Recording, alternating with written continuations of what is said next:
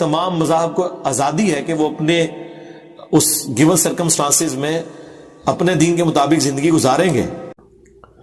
السلام علیکم دوستو، امید کرتا ہوں کہ آپ سب خیریت سے ہوں گے اور صحت مند ہوں گے۔ انڈیا میں بابری مسجد کا مسئلہ تو آپ کو پتہ ہی ہوگا۔ جب سے پولیٹیشین نیتاؤں کی اس پہ نظر پڑی ہے، اس کو ہندو مسلم کا مدعا بنا کر اس پہ راجنیتی کھیلی گئی اور اس جگہ پہ رام جنم بھومی بتا کر اس مسجد کو توڑا گیا اور اس جگہ پہ سری رام کا مندر بنایا گیا۔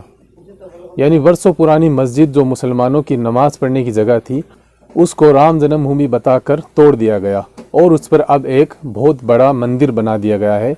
حالانکہ اس جگہ پہ مسجد سے پہلے کوئی مندر تھا، اس کا کوئی بھی ثبوت واضح نہیں ہے، لیکن پھر بھی نیتاؤں نے اپنے پاور کے زور پر ہندو مسلم کھیل کر اس جگہ پر مندر بنا دیا گیا۔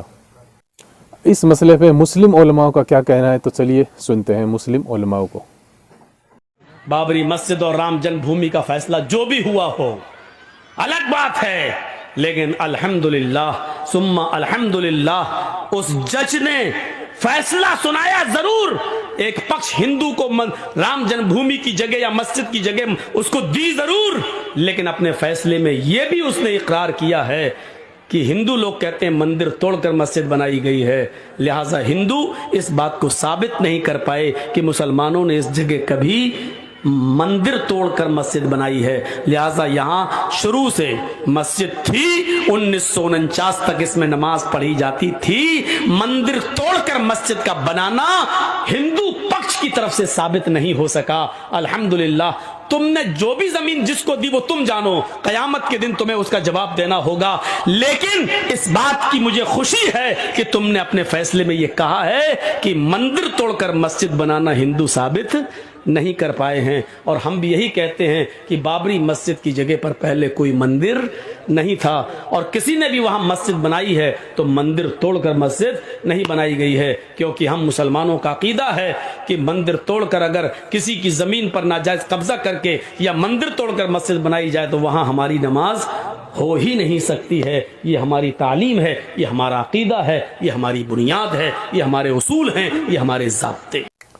تو جیسا کہ آپ نے مولانا جرجیس صاحب کو سنا، وہ بتا رہے ہیں کہ ہندوؤں کا خود کا ماننا ہے کہ اس جگہ پر اس بابری مسجد سے پہلے کوئی بھی مندر نہیں تھا، اس کا کوئی ثبوت نہیں ہے۔ وہاں پہ شروع سے ہی مسلمانوں کی مسجد بنی ہوئی تھی۔ کھلے نعرے لگ رہے ہیں، مسلمان کے دو استھان، پاکستان یا قبرستان، تیسرا کوئی جگہ نہیں۔ ڈنکے کی چوٹ کہا بابری مسجد کے بعد ایل کے اڈوانی نے، ہم ساری مسجدیں گرا دیں گے ہندوستان کے اندر، کوئی مسجد باقی نہیں چھوڑیں گے۔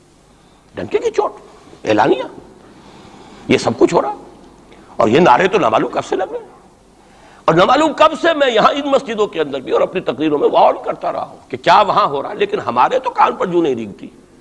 ہمارے تو وہی دھندے ہیں، وہی کاروبار ہے، اپنا بزنس ہے، اس کے سارے مسئلے ہیں، اس کی اپنی بلڈنگیں ہیں، اپنی موٹریں ہیں، اپنے ٹیلی ویژن ہیں، اپنے کئی کورسز کے ڈنرز ہیں۔ اللہ خیر صلی اللہ، ہمیں بحث کیا اسلام سے؟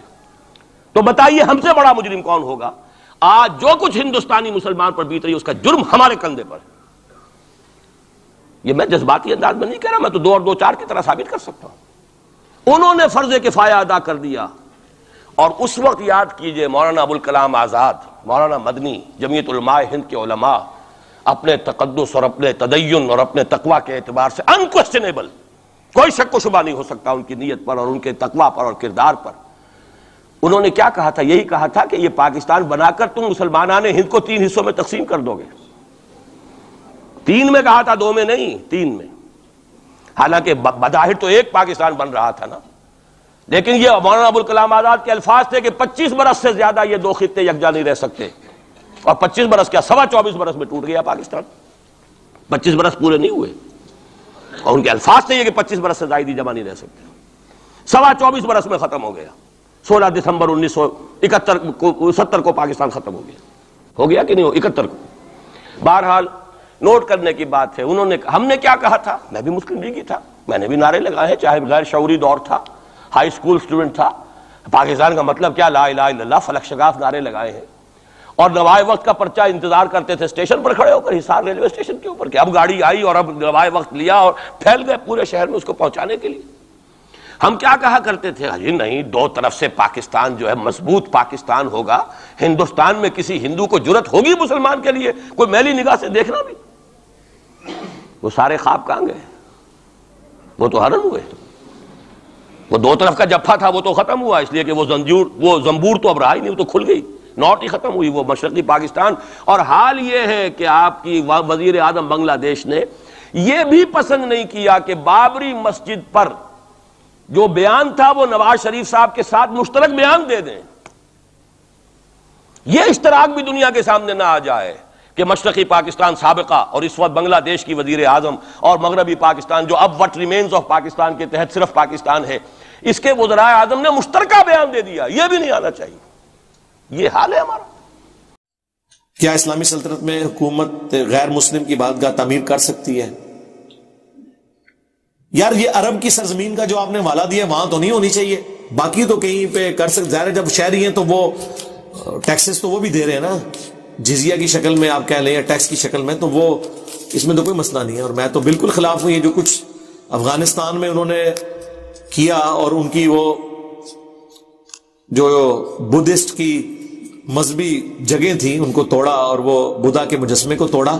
یہ تو کہیں اسلام میں حکم نہیں ہے. عرب کی مثال آپ کیوں دیتے ہیں؟ عرب کی مثال تو وہ تو مسلمانوں کا کنٹونمنٹ ایریا ہے، وہاں تو کوئی بت نہیں ہو سکتا. لیکن جب ہم یہ کہتے ہیں کہ تمام مذاہب کو آزادی ہے کہ وہ اپنے اس گیون سرکمسٹانسز میں اپنے دین کے مطابق زندگی گزاریں گے، کیا حضرت عمر فاروق رضی اللہ تعالیٰ نے یوروشلم فتح ہونے کے بعد وہاں کے کلیسا ختم کر دیے تھے؟ نہیں، ان کو بھی بلکہ وہاں تو انہوں نے نماز نہیں پڑھی کہ کئی مسلمان جو ہے یہاں پہ انہوں نے الگ سے نماز پڑھی، پھر مسجد اقصیٰ بعد میں اس کی توسیع اور وہ سارا معاملہ ہوا. اس طرح تو نہیں ہوگا. اجازت آپ دیں گے، سب کو رائٹ ہے دنیا میں ہر مذہب کے ماننے والے کو کہ اپنے مطابق.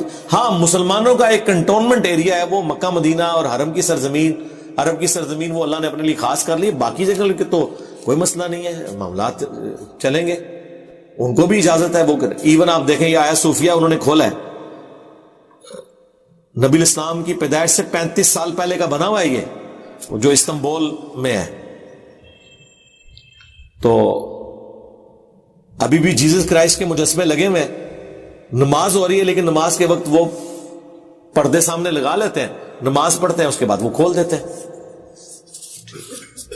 بالکل ٹھیک ہے. اور لوگ کہہ رہے ہیں مسجد بنا لو. یار یہ کس آیت اور حدیث میں آیا کہ آپ نے عیسائیوں کے گرجے گرا کے تو وہاں مسجدیں بنانی ہے؟ اوتھے ہی بنانی ہے مسجد، اور جگہ تھوڑی ہے. ہاں اگر وہ خود بیچ دیں، جس طرح یورپ امریکہ میں کرسچنز نے گرجوں میں جانا چھوڑ دیا اور انہوں نے پادریوں نے مسلمانوں کے ہاتھوں وہ گرجے بیچے ہیں کہ یہاں تو کوئی نہیں آتا تو آپ خرید لیں اور اسے مسجد بنا لیں، وہ الگ بات ہے. یار چھوڑ دیں. گورے کا تو حوصلہ آپ دیکھیں. کورونا کے دنوں میں آپ کو پتہ مسجدیں چھوٹی چھوٹی ہیں اور وہ سوشل ڈسٹینسنگ کے ایشو میں گرجے نہیں کھولے انہوں نے.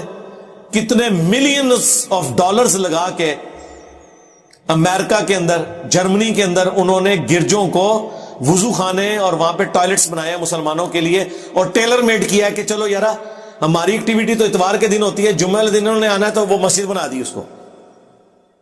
کیا ہمارے اندر حوصلہ ہے کہ ہم کسی کو اجازت دیں؟ اور سرکار ہم تو ایک فرقے والے کو دوسرے فرقے میں آنے کی اجازت نہیں دیتے ہیں. ہاں کوئی اہل حدیث جا کے رفع الیدین یا اونچی آمین کہہ لینا دیوبند بریلی کی مسجد میں تو وہ اسے ایسے دیکھتا ہے جیسے کافر آ گیا.